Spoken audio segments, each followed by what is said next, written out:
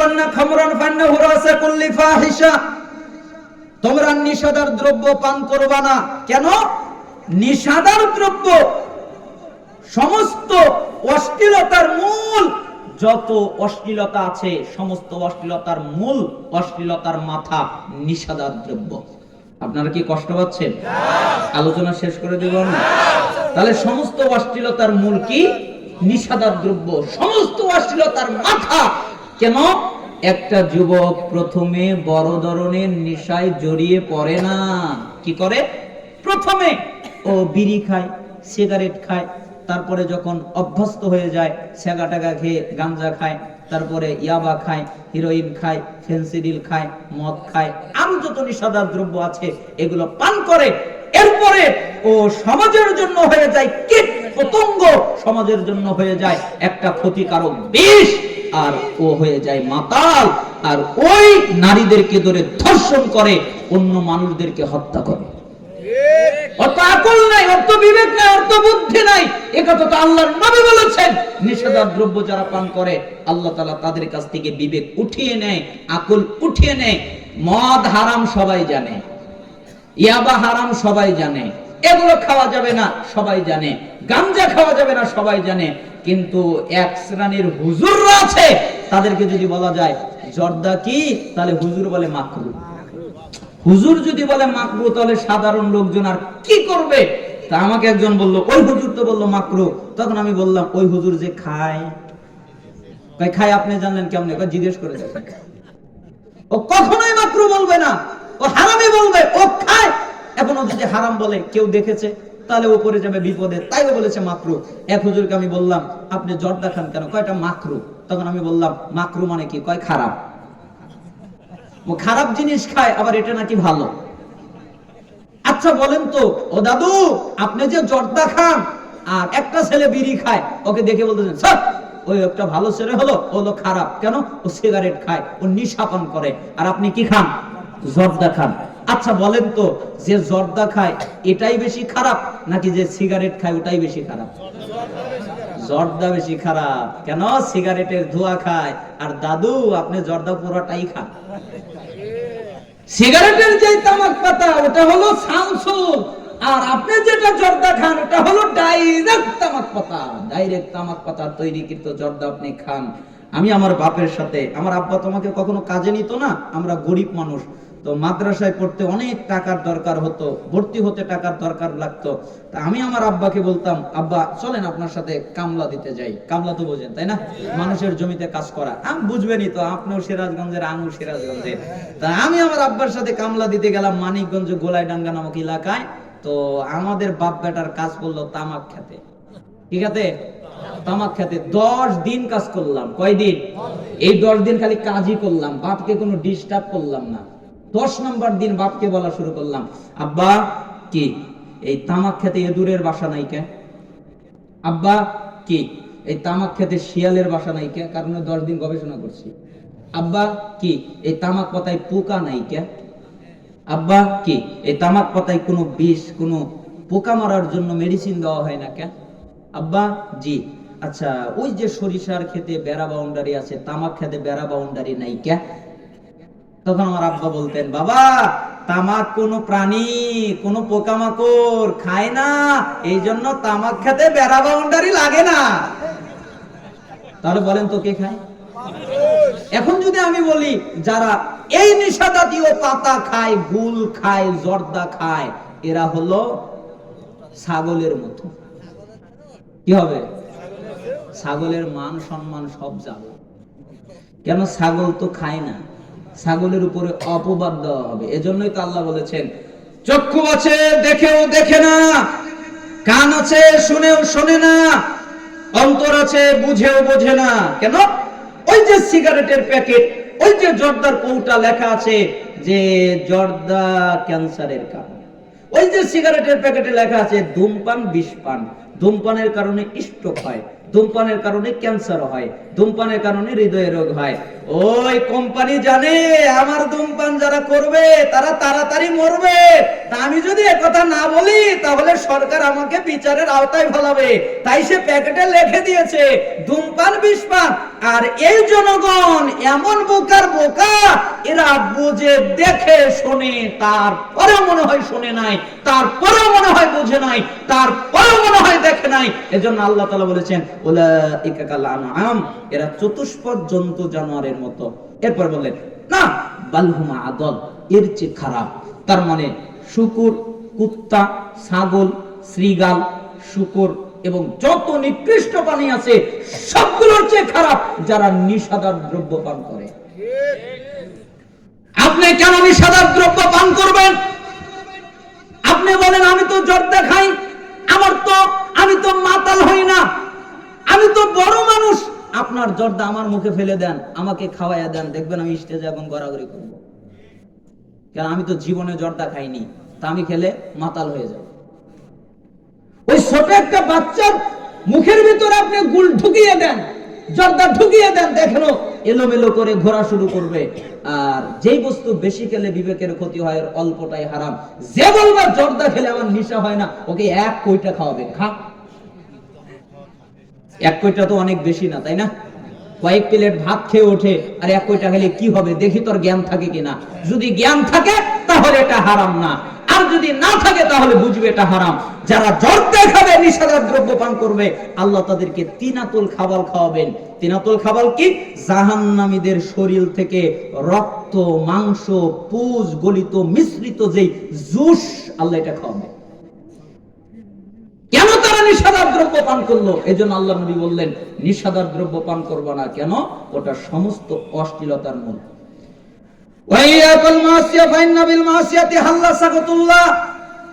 তোমরা আল্লাহর নাফরমানিমূলক কাজ করবা না।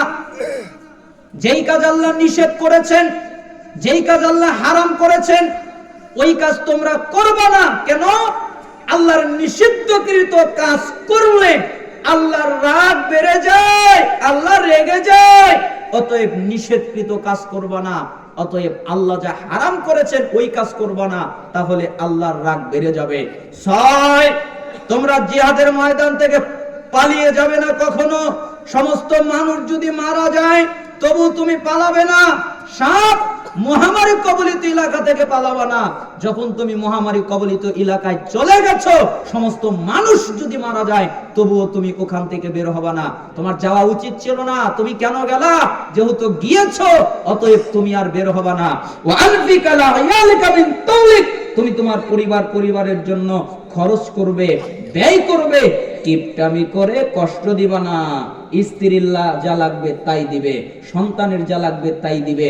তবে সেটা শরীয়ত সম্মত হতে হবে, তবে সেটা হালাল হতে হবে, তবে সেটা অপজয় হওয়া যাবে না, তবে সেটা আসলেই প্রয়োজনীয় হতে হবে। তোমার বোনের যা লাগবে, তোমার মায়ের যা লাগবে, তোমার বাবার যা লাগবে, তোমার অধীনে যারা আছে তাদের যা লাগবে প্রয়োজনীয়, তুমি তাই পূরণ করবে। কিপটামি করে তাদের কষ্ট দিবা না। ওয়ালা তারফানহুম আসাকা আদাবা, এবং তুমি তোমার পরিবারের লোককে আদব কায়দা শিক্ষা দেবে। প্রয়োজনে লাঠি ব্যবহার করবে। কি ব্যবহার করবে? লাঠি ব্যবহার করে হলেও তাদেরকে আদব কায়দা শিক্ষা দেবে। আমাদের যুগের অধিকাংশ মানুষ হয়ে আছে দায়ুস, তাই না? অধিকাংশ মানুষ কি হয়ে আছে? দায়ুস। যদি তারা দায়ুস নাই হতো, ওই যেই মেয়েটা ওই মার্কেটে যায়, যে মেয়েটা রাস্তায় চলে, যে মেয়েটা টাইট ফিটিং প্যান্ট পরে, টাইট ফিটিং জামা পরে রাস্তাঘাটে চলে, ও মেয়েটা কারো বোন, কারো সন্তান, কারো বোন, কারো মেয়ে, কারো মা অথবা কারো স্ত্রী হতে পারে। ওই মেয়েটা বেপরদায় চলে, তার মানে তার পরিবারের পুরুষ যে সে তাকে বাধা দেয় না, অবশ্যই প্রমাণিত হলো ওই পুরুষ দায়ুস, ওর জন্য জান্নাত হারাম। আপনার আত্মমর্যাদা কই? আপনার গায়রত কই? আপনার সম্মান কই? আরে আরবরা মারামারি লাগিয়ে দিত যদি তাদের স্ত্রী নিয়ে, তাদের বোন নিয়ে, তাদের এই নিয়ে কোনো জাহালাত হতো, মারামারি লাগিয়ে দিত। তা আপনার কই সেই সম্মান? আপনার সম্মান চলে গেল কোথায়? আপনার আত্মমর্যাদা কই? আত্মমর্যাদা দেখবেন, আপনাকে দেখাচ্ছি। আলী রাদিয়াল্লাহু আনহুকে একজন লোক আসলো, এরপরে বলল, আলী জি আপনার স্ত্রীটা কেমন? কি বলেছেন? আপনার স্ত্রীটা কেমন? আলী রাদিয়াল্লাহু আনহুর এই বাম পাশে রাখা ছিল হলো তরবারি, তিনি তরবারিটি বের করে বললেন, আবার রাখলেন, মানে রাগ উঠেছিল তরবারি বের করলেন, কন্ট্রোল হয়ে গেল, আবার রাখলেন। এরপর কি বলছেন, তোমাকে যদি হত্যা করা জায়েজ হতো আমি তোমার শরীর থেকে মাথা নামিয়ে দিতাম, তোমার সাহস হয় কি করে আমার স্ত্রী কেমন জিজ্ঞেস করা? এটা হলো তার গায়রত।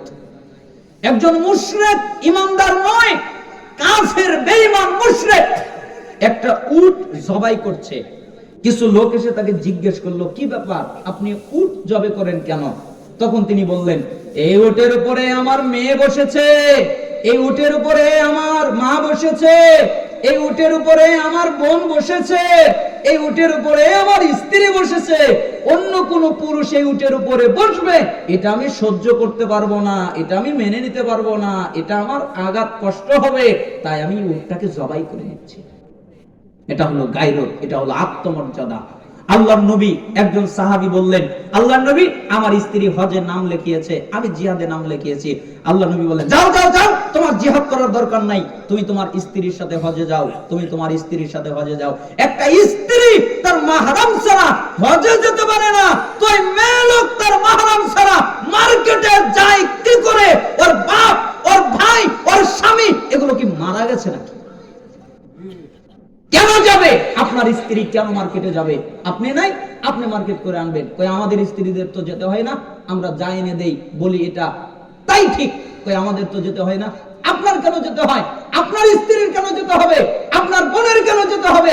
আপনার মায়ের কেন যেতে হবে? আপনি কেন দায়ুস হবেন? দায়ুসের জন্য জান্নাত হারাম। অতএব আমি আপনাকে অনুরোধ জানাচ্ছি, আপনি আপনার স্ত্রীদেরকে কন্ট্রোল করেন, আদব কায়দা শিক্ষা দেন। একথা আল্লাহর নবী বললেন, প্রয়োজনে পিটিয়ে শিক্ষা দিবেন। কি করে শিক্ষা দিবেন? পিটিয়ে। সন্তানকে বলবেন সালাত আদায় করো, 7 বছর বয়স হবে, বাবা জি সালাত আদায় করো, নামাজ আদায় করো। বাপের কথা সন্তান শুনবে না, কিছু বলবেন না, আদর করে খালি বলতে থাকেন 10 বছর পর্যন্ত। যখন 10 বছর হয়ে যাবে, বাবা সালাত আদায় করো, যখন পড়বে না তখন পিটিয়ে সালাত আদায় করাবে।